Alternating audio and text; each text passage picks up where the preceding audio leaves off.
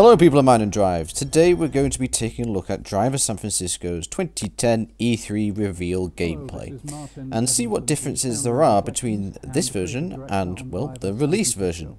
Obviously the game was meant to have been released in 2010, but it was delayed and came out the following year. But now I'm going to hand over to my pal Martin Edmondson to find out what's happening. Martin? We're going to get straight into a car chase between John Tanner and Jericho, two key characters that we've brought back from... Sorry Martin, just going to stop you there for a second. So clearly the game's lighting, I think, was much better, since Tanner's Dodge is actually yellow, whereas the PC version is pretty dull, although it wasn't the best of ports from consoles. Consoles was brighter, but still had a completely different lighting / filter or whatever. So before I move on to like the HUD that changed and so forth, I just want to point out this tree, it was removed. Which I'm kind of disappointed about. I like that tree. Never mind. Classic back alley action smashing through and bursting back out onto the streets, all that's back. So let's point out the obvious here, which is the HUD display. Obviously the damage bar in the bottom right here is much more skinnier. You've got the map at the top, which is altered a bit. Still the same shape and everything, but you've actually got sort of little icon lines showing where the traffic is. Now it doesn't have on the bottom left the power-up bar, I like to call it, the boost bar and the RAM.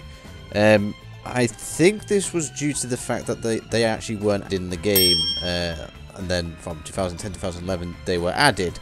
I think I remember seeing that implied on an interview somewhere, but don't quote me on that. Now, you'll see in the background on this scene here, the flags on the buildings, they do not exist, along with most of the trees, but also, obviously, that building has changed. You can see the handling here. We've really worked hard to bring this back, that classic feeling of the handling.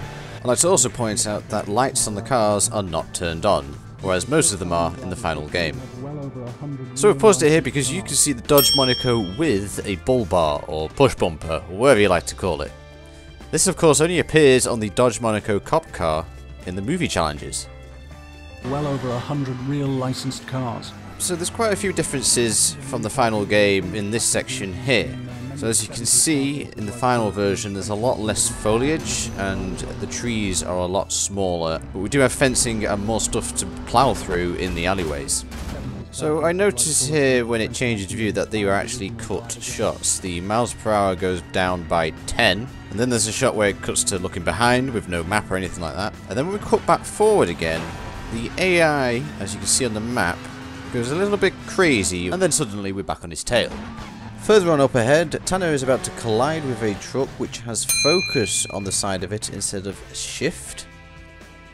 And also cut shots again, as you can quite clearly see the truck is red in this shot and then grey in the next one. Also the getaway is behind Tanner now.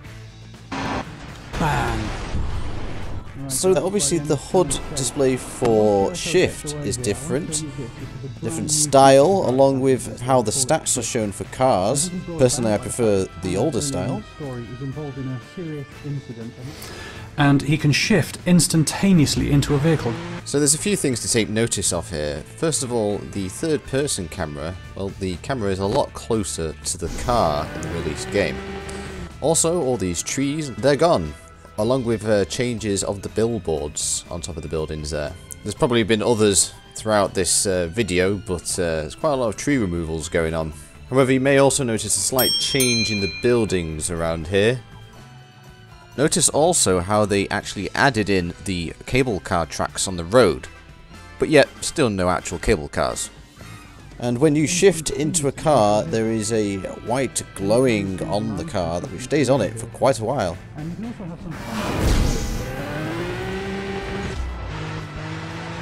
And this is something that upgrades. So do you recognise that building there? No? Well, that's because that is also not in the game. It is the location of the downtown garage. So it seems like maybe garages weren't a thing originally, unless of course they just changed the design. And this is something that upgrades throughout the game, so we can pull higher, reveal more of the city, and still see all the cars driving around. But shift is a limited ability, it has to be charged. Shift is a limited ability and has to be charged. Something that was only kept for online. And ultimately it upgrades to reveal the whole city in its entirety. So as you can see here with the highest shift in the old version, you could actually shift out slightly higher and there was a bit more of an angle to it, it looks like. And then also notice the map at the top doesn't change. So overall it seems like a mixed bag.